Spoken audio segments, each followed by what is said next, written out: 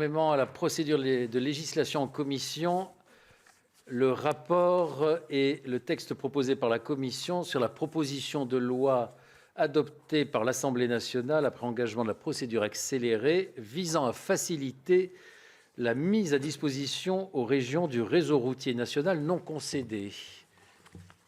Je vais laisser la place tout d'abord à monsieur le rapporteur Alain Marc, qui va nous présenter le rapport. Merci, Monsieur le Président, Monsieur le Ministre. Mes chers collègues, cette proposition de loi très pragmatique vise à répondre à une difficulté de mise en œuvre de l'expérimentation de la mise à disposition aux régions du réseau routier national non concédé. En effet, l'article unique de ce texte vient compléter l'article 40 de la loi 3DS en instaurant une possibilité de délégation de signature du président du conseil régional au service de l'État, mise à la disposition de la région pour la gestion du réseau routier, confié dans le cadre de l'expérimentation. Ça apparaît comme une évidence. Nous qui étions conseillers départementaux, qui avons des personnels pour ce faire, la région n'en a pas, et donc ça apparaît comme quelque chose qui est d'évidence. Mais des fois, les évidences, il faut un petit peu s'en méfier. Avant de revenir plus en détail sur les effets de la PPL, il me semble intéressant de vous rappeler quelques éléments de contexte concernant la gestion décentralisée des routes. Bon, j'étais ancien vice-président du département de l'Aveyron et j'avais notamment en charge les routes.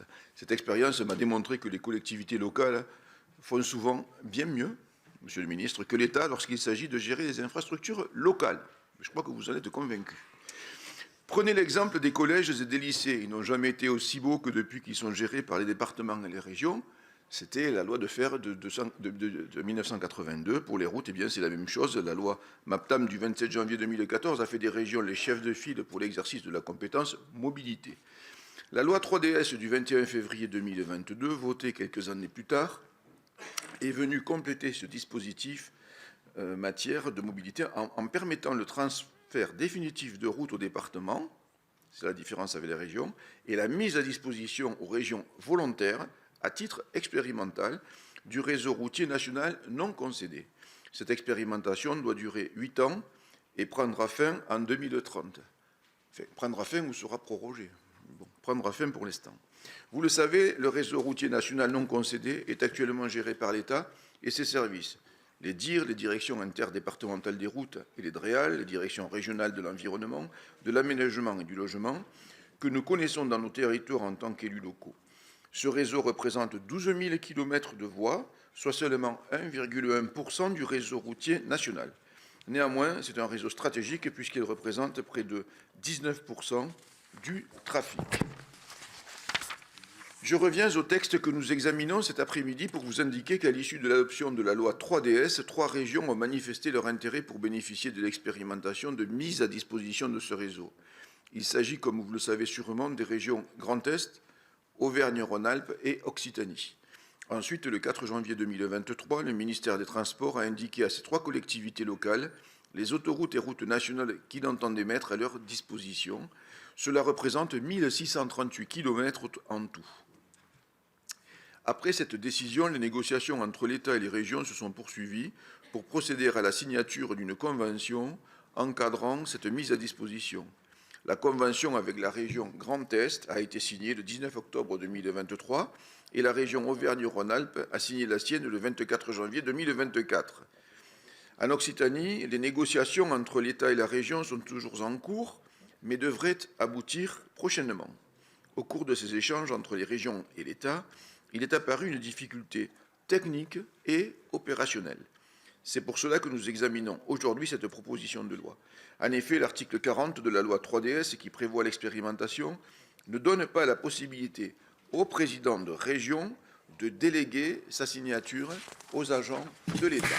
Or, dans le Code général des collectivités territoriales, il n'est pas prévu que le président du conseil régional puisse déléguer de manière générale et en toute matière sa signature à des agents de l'État. Le Conseil d'État est particulièrement vigilant sur ce point et n'hésite pas, à titre d'exemple, à sanctionner les délégations de signature du Conseil général à des agents de l'État qui se feraient sans base légale. Vous l'avez donc compris, l'objectif de la proposition de loi est donc très simple: permettre au président du conseil régional de déléguer sa signature au service de l'État et ses agents, à savoir les DIL et DREAL.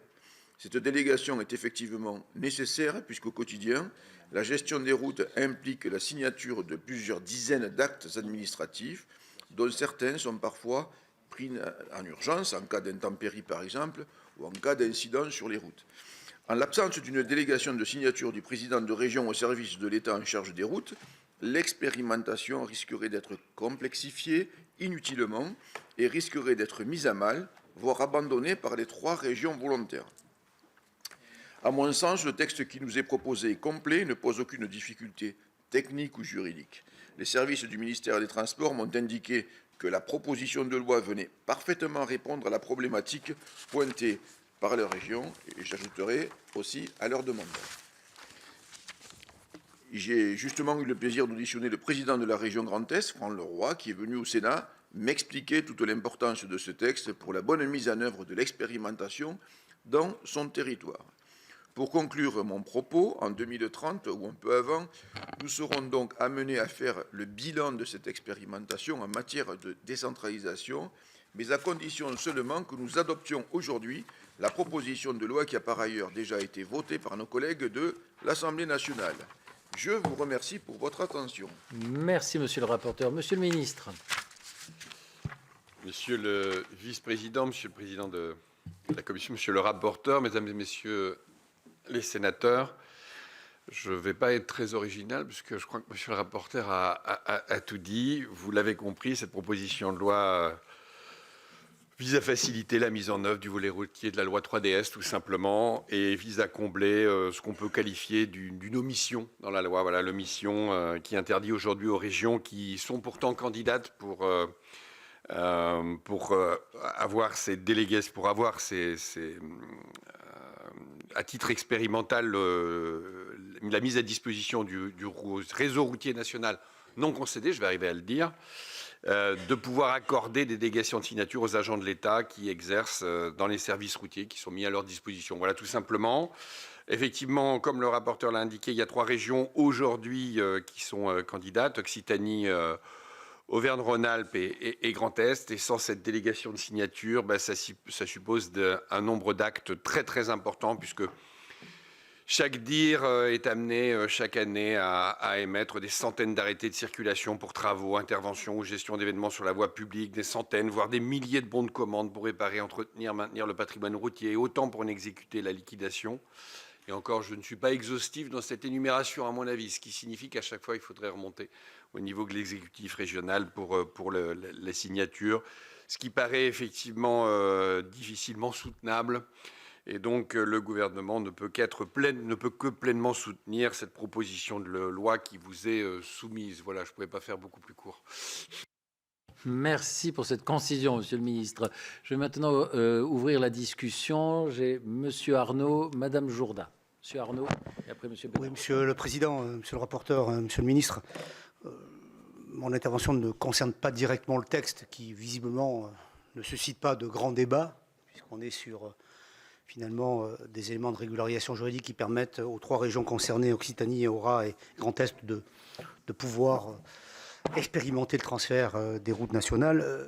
Je me permets, par la présence de monsieur le ministre, de l'interpeller sur la demande formulée par un certain nombre de conseils départementaux qui n'ont pas réussi à trouver un accord avec l'État, essentiellement pour des questions de niveau de compensation de crédit, avant le 31 décembre 2022, parmi lesquels le département des Hautes-Alpes, j'ai l'honneur de représenter ici à la Haute Assemblée, et qui souhaitent discuter de nouveau de la perspective d'un transfert des quelques dizaines de kilomètres de routes nationales dans le périmètre départemental de l'État vers le département.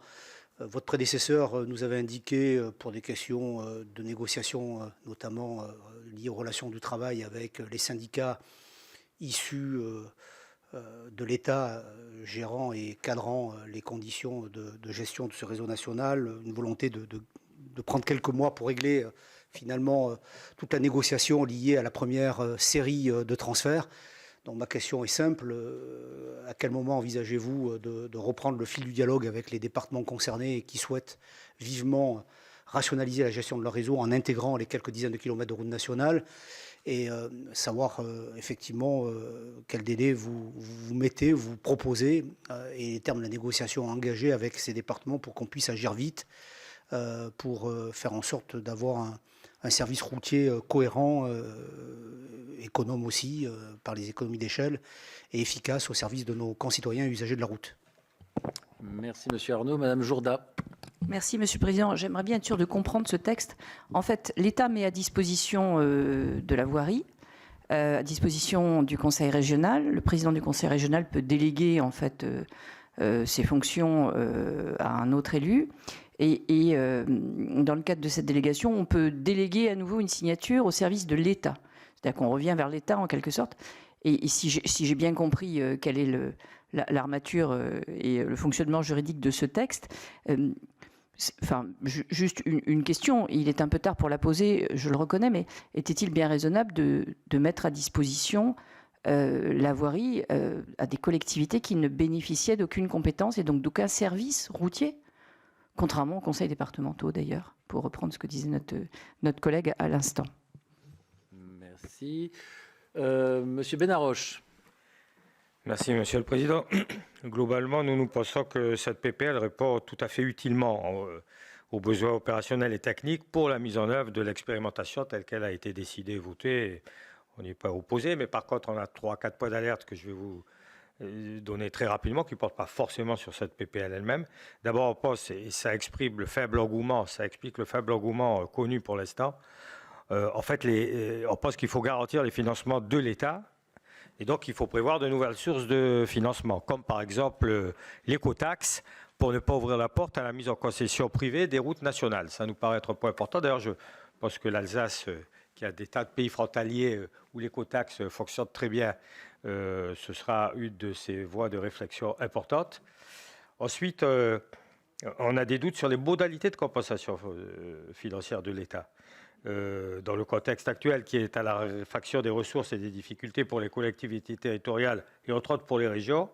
D'ailleurs, le président de Régions de France a confirmé en janvier 2024 que cette mise à disposition représenterait pour les régions des investissements non négligeables, alors que les expériences précédentes illustrent la mauvaise compensation financière par l'État des compétences transférées.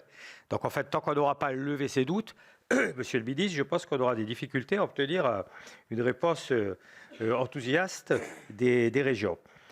Et pour terminer, je dirais qu'en fait, ce texte, il met quand même, et c'est là où je rejoins un peu Madame Jourda, il met quand même en lumière quelque part un éparpillement des compétences entre les différents échelons des collectivités, c'est ce qui a été exprimé, qui rend un peu incohérent en fait cette répartition et entre autres la répartition relative au réseau routier national.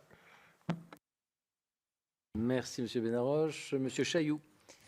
Monsieur le Président, Monsieur le rapporteur, Monsieur le Ministre, moi aussi je veux dire que ce texte semble faire l'objet d'un assez large consensus entre nous et il nous semble que cette proposition vise à combler une lacune technique dans la législation actuelle.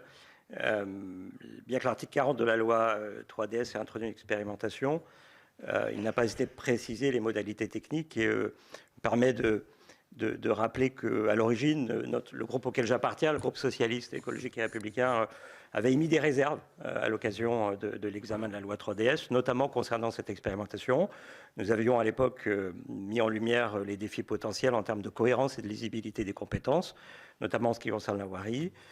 Cependant, et malgré nos réticences initiales, nous reconnaissons que désormais cette expérimentation est concluante et qu'il est de notre devoir de la rendre opérationnelle. Et donc, cette proposition semble apporter les ajustements nécessaires et clarifie un certain nombre de compétences. Il me semble néanmoins, je voudrais le mentionner, que le calendrier de versement de la soulte due par l'État aux régions pourrait sans doute être mieux encadré. C'est un souhait qui a été exprimé. Peut-être serait-il intéressant de spécifier qu'il pourrait intervenir au cours du premier semestre de chaque année pour éviter de faire peser une charge, notamment pour les régions qui peuvent avoir, nous le savons tous, des contraintes toutes particulières. Avec un versement plus précoce, cela permettrait sans doute aux régions de mieux gérer leur trésorerie et d'éviter d'avoir recours à des lignes de crédit. Il serait aussi pertinent que la convention de mise à disposition entre l'État et la région spécifie le périmètre exact du domaine et des installations concernées, tout cela dans un objectif de clarification, avec bien évidemment un accord entre toutes les parties.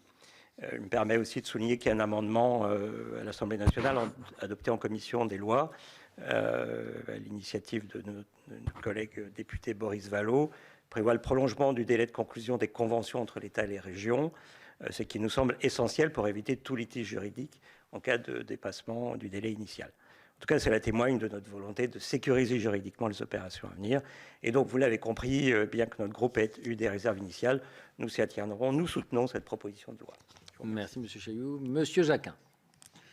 Merci beaucoup, Monsieur le Président, Monsieur le rapporteur, Monsieur le Ministre.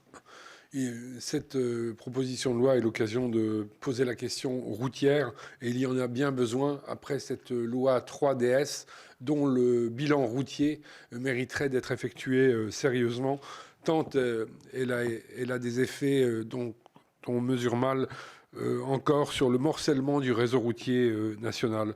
Et je vous dis ça parce que je viens de la région Grand Est, où nous avons fait un gros travail législatif dans les suites de l'écotaxe alsacienne, où, à partir de cette écotaxe alsacienne, nous avons demandé que l'écotaxe puisse être appliquée à d'autres axes routiers, et il a été considéré dans la loi climat que les régions frontalières victimes de reports de trafic pouvaient expérimenter une gestion autoroutière, ce qui va être fait par Grand Est à partir du 1er janvier 2025, dans des conditions plutôt favorables, puisqu'elle pourra lever l'écotaxe au même titre que la région Alsace, ce qui n'est pas la situation de toute la France, et on est dans une situation assez exceptionnelle. C'est la raison pour laquelle je m'exprime présentement sur ce sujet. Et je pense que ce modèle pourrait être repris ailleurs, mis à part le fait que les régions ne sont pas des collectivités compétentes en matière de transport. Et donc se posera rapidement la question du délai d'expérimentation qui est de 8 ans et qu'il faudra certainement proroger, parce qu'on voit très mal une région mettre en place une gestion autoroutière, lever une écotaxe qui n'est pas une mince affaire, et puis laisser ça au bout de quelques années. Je vous remercie. Merci, M. Jacquin. Je donne la parole au rapporteur et je donnerai ensuite la parole à M. le ministre. Merci, Monsieur le Président. Chers collègues, alors je vais peut-être répondre à la fois de façon globale, mais c'est vrai que toutes les questions sont absolument pertinentes, celle du collègue Arnaud. Alors, pour ceux qui ne connaissent pas trop le sujet, vous dire que les départements qui en ont fait la demande, eux, c'est pour un transfert.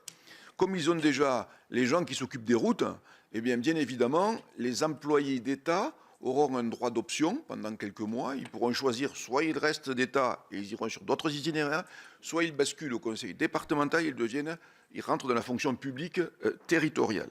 C'est quelque chose d'important et je me joins aussi à sa demande, Monsieur le Ministre, puisque nous, en Aveyron, nous avons aussi la RN 88 pour laquelle le président du conseil départemental a sollicité le transfert de la route. Et bien évidemment, les compensations ne sont malheureusement pas toujours à la hauteur de ce que nous pourrions espérer.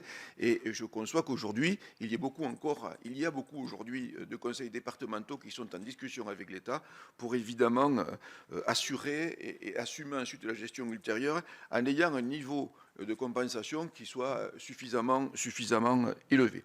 Pour ce qui est des conseils régionaux, encore une fois, ce que vient de dire le collègue Jacquin, c'est bien évidemment une mise à disposition et on peut espérer et entrevoir qu'au bout de 8 ans, bien évidemment, ce sera prolongé, sinon on ne comprendrait pas. Et aujourd'hui, l'objet de cette proposition de loi, c'est que les régions n'ont absolument pas de personnel dédié aux routes et qu'il convient très souvent, il y a de la neige, il y a un accident, il y a un aléa routier avec un éboulement, etc. Il faut prendre immédiatement des mesures administratives qui ne peuvent pas venir d'un président de région qui donnerait administrativement à l'État, et c'est un petit peu l'ordre à l'État de prendre cet arrêté-là. C'est pas possible, ou du moins le conseil à l'État. Ça, c'est aujourd'hui, le CGCT ne le permet pas. Donc c'est l'objet de cette proposition de loi. Alors, les 3 régions qui demandent, elles le demandent peut-être avec des intentions un petit peu différentes. Le Grand Est, ils ont besoin absolument de cela pour lever l'écotaxe le plus rapidement possible. Et nous les comprenons. Je crois savoir, là j'ai des gens d'Aura, j'ai Mathieu qui est là, et moi je suis d'Occitanie, que les présidents de région d'Occitanie et d'Ora, il y a entre autres la RN 88 qui part de Toulouse et qui va jusqu'à Lyon et qui a besoin aussi d'aménagements spécifiques parce que c'est un axe structurant et je conçois aussi qu'on ait besoin de certaines réponses. Aujourd'hui, en dehors de ces aspects, je veux dire, macro, qui sont extrêmement intéressants pour le développement économique de nos régions, il y a cet aspect administratif qui est technique, qui est extrêmement gênant et que nous souhaitons lever. Donc, voilà, tous les collègues ont posé ces questions-là. J'espère que mes réponses vont bien. Je souhaite bien évidemment que Monsieur le ministre réponde sur le niveau de compensation, notamment au niveau des transferts, parce que je crois que cela intéresse ici et là beaucoup de départements qui souhaitent ce transfert-là, et de façon à ce qu'ils puissent, dans l'avenir, assumer, bien évidemment, de façon correcte, comme ils le font déjà très très bien pour ceux qui concernent leur patrimoine départemental, et qu'ils le feront à l'avenir avec une compensation qui sera à la hauteur. Bien, merci Monsieur le rapporteur. Monsieur le ministre, tout le monde est attentif. Eh bien, non, c'est un sujet qu'on a bien identifié. Et dès mon arrivée, évidemment, j'ai identifié ce sujet. J'aurai l'occasion de revenir vers les départements. D'ailleurs, venir probablement à la commission mobilité de l'ADF. On s'est mis d'accord avec François Durovray il y a peu de temps, justement pour échanger plus spécifiquement sur tout ça et voir comment on peut aller plus loin. Donc je viendrai dans les semaines qui viennent, j'aurai l'occasion de revenir vers les départements. Juste un point par rapport à ce qui a été dit, notamment sur la question de finalement est-ce qu'on redonne à l'État la compétence.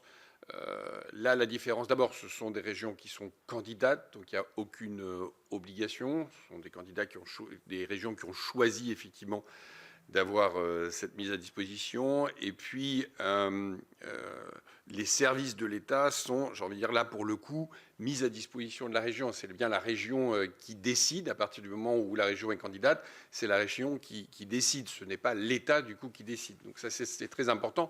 C'est une évolution majeure, puisque, évidemment, toutes les orientations stratégiques relèvent, du coup, de la région et non plus de l'État. L'État ne décide plus. Il ne fait qu'exécuter les décisions du Conseil régional. C'est quand même une différence substantielle. Et la preuve, c'est que trois régions ont souhaité répondre à cette volonté d'expérimentation. Après, il y a beaucoup de questions qui relèvent du modèle économique de la route, qui sont liées évidemment aux enjeux de décarbonation, développement de la route. Sur ces questions, je pense qu'on aura l'occasion d'y revenir prochainement. J'ai entendu la question des 8 ans et la prorogation de l'expérimentation. Elle me paraît évidemment évidente et je pense qu'il faudra aussi y travailler. Mais sur cette question plus largement du modèle économique et notamment des recettes liées au développement de la route et à la décarbonation de la route, j'aurai l'occasion de revenir un peu plus tardivement sur ces questions. Ce n'est pas directement le sujet d'aujourd'hui, mais j'aurai l'occasion d'y revenir. Merci, Monsieur le ministre. Aucun amendement n'ayant été déposé sur le texte, je vais donc procéder. Pardon ? Si on te demande poliment, oui. Madame Cukierman.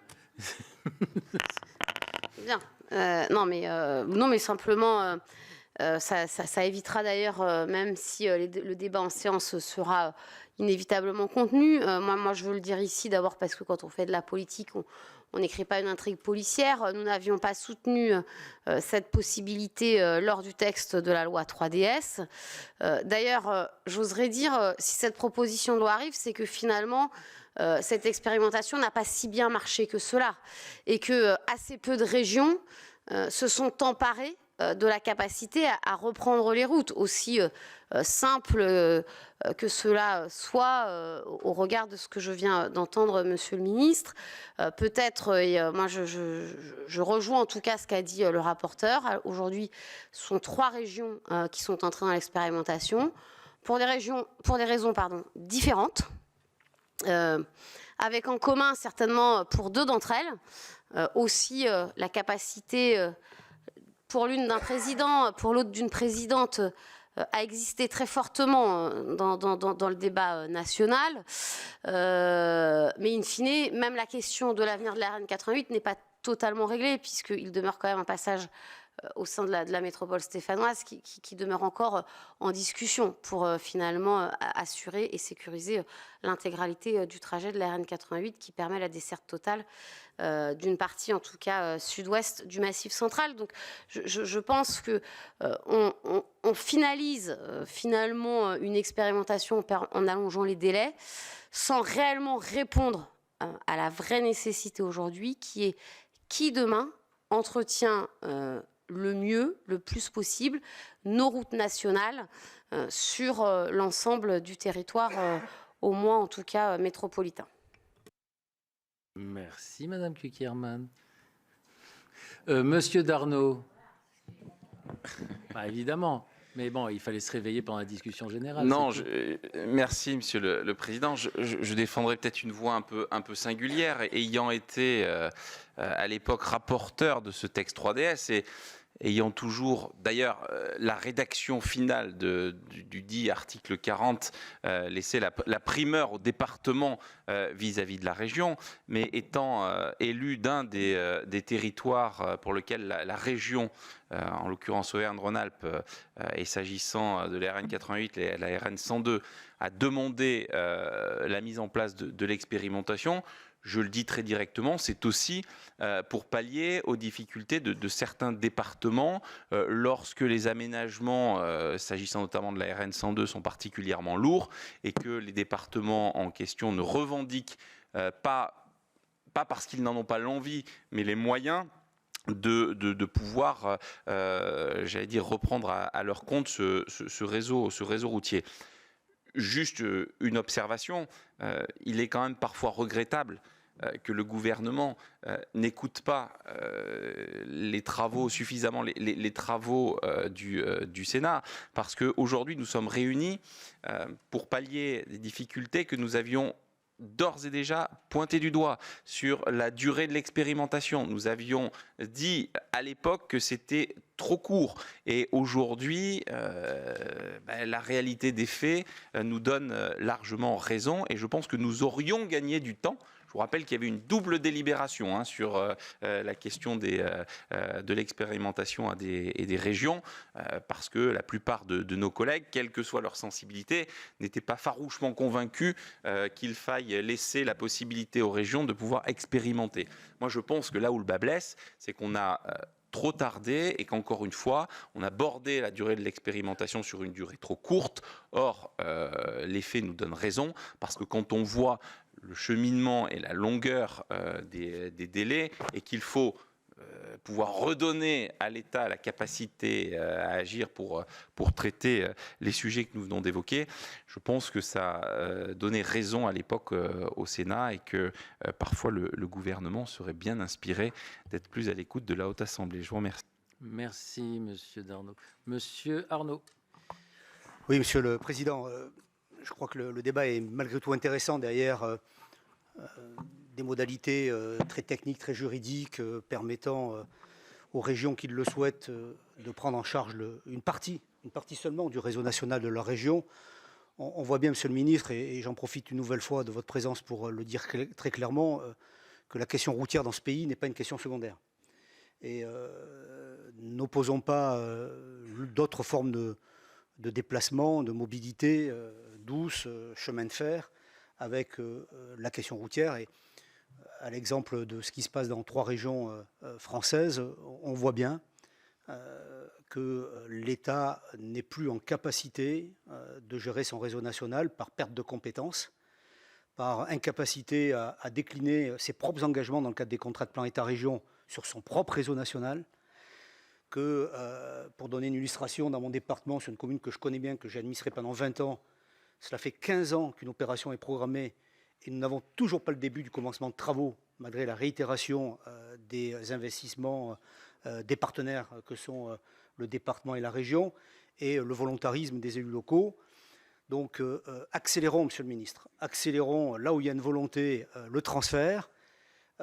Mettez sur la table les modalités, notamment financières, de transfert qui permettront au département de s'engager et de faire en sorte que, notamment dans les zones rurales et les zones touristiques, les usagers de la route, que ce soit les autochtones ou les touristes, puissent accéder à leur lieu de résidence touristique, à leur lieu de résidence tout court, dans de meilleures conditions de sécurité et de fiabilité. Le chemin de fer n'est pas totalement fiable, mais le réseau routier, notamment national, l'est de moins en moins. Et vous avez dit, Monsieur le ministre, que vous reviendrez vers nous prochainement pour discuter de tous ces sujets. Chiche, nous serons là et nous discuterons kilomètre par kilomètre de l'enjeu routier des déplacements, notamment dans les territoires qui sont peu denses, nécessaires à améliorer pour la vie quotidienne de nos concitoyens. Donc j'espère vous revoir, Monsieur le ministre, rapidement et que l'on puisse avancer des solutions pour les départements qui sont demandeurs dans un souci d'efficacité pour les mobilités du quotidien de nos concitoyens. Bien, merci. Y a-t-il quelqu'un qui demande la parole avant que je cède la parole au rapporteur pour la dernière fois? Monsieur le ministre. Juste vraiment une seconde simplement pour répondre et rassurer sur un certain nombre de points. Je suis tout à fait conscient de la question routière. Il ne s'agit absolument pas d'opposer la route, par exemple, au ferroviaire. Ce serait une immense erreur, et de penser plutôt la complémentarité, bien entendu, des modes plutôt qu'évidemment leur juxtaposition, même leur substitution, pardon, même si effectivement du report modal est parfois nécessaire. Deuxièmement, je crois beaucoup, mais je suis un élu local aussi, je crois beaucoup au principe de subsidiarité. Et oui, je crois que les collectivités locales, dans certains cas, peuvent mieux gérer une partie du réseau lorsqu'elles sont plus proches du terrain. C'est la réalité. L'État sait gérer efficacement un certain nombre de choses. Les collectivités locales savent gérer efficacement d'autres choses. Et justement, c'est la complémentarité de cette République et des collectivités locales et de l'État qui fait, je pense, la force de notre pays. Et donc, moi, j'en suis archi convaincu. Je vous en remercie. Merci, Monsieur le ministre. Monsieur le rapporteur. Merci. Je crois que Cécile, Mathieu, Jean-Michel et tous ceux qui ont parlé précédemment ont élevé le débat. Mais aujourd'hui, là, je vais juste recentrer les choses, et c'est quelque chose de très technique. Alors, moi qui ai été très longtemps conseiller général, il y a de cela une trentaine d'années, j'étais le deuxième plus jeune de l'Aveyron, et je me rappelle d'une chose, c'est qu'à l'époque déjà, le conseil départemental, général à l'époque, qu'est-ce qu'il faisait? Il prévoyait les choses, et c'était les services de l'État qui étaient entre disposition. C'était déjà le cas. C'était déjà le cas. Or, aujourd'hui, ce que nous voulons, nous le mettons en application, bien évidemment, pour des raisons différentes au niveau des régions, parce qu'elles ne sont pas les mêmes motivations, mais c'est un petit peu la même chose. Voilà, il faut que ce soit très technique, que cela puisse s'appliquer le plus rapidement possible. Et donc, j'allais ramener le débat à cette dimension-là, même si je suis tout à fait conscient, Jean-Michel, Mathieu, Cécile et tous ceux qui vous êtes exprimés avant, que ce sujet-là est absolument primordial et qu'effectivement, ni les mobilités douces, que l'on ne doit pas opposer dans nos milieux ruraux aux véhicules thermiques dont nous avons les uns et les autres extrêmement besoin si nous voulons encore y vivre, nous pourrons nous détourner de cet objectif qui est aujourd'hui celui, je pense, de voter cette disposition absolument technique. Merci, monsieur le rapporteur. Bien, plus personne ne demandant la parole, le rapporteur ayant conclu, nous allons donc, comme je le disais tout à l'heure, aucun amendement n'ayant été déposé sur le texte, passer au vote. Je soumets donc l'ensemble du texte visant à faciliter la mise à disposition aux régions du réseau routier national non concédé aux voies. Qui est pour? Qui s'abstient? Qui est contre? Deux doigts alors. Donc, je veux dire, on est. Alors, s'il vous plaît, on est en train de voter là, on s'amuse pas. Donc, on a bien pris en compte les deux votes de Madame Cukierman. Le texte est adopté. Je vous remercie. La séance est levée.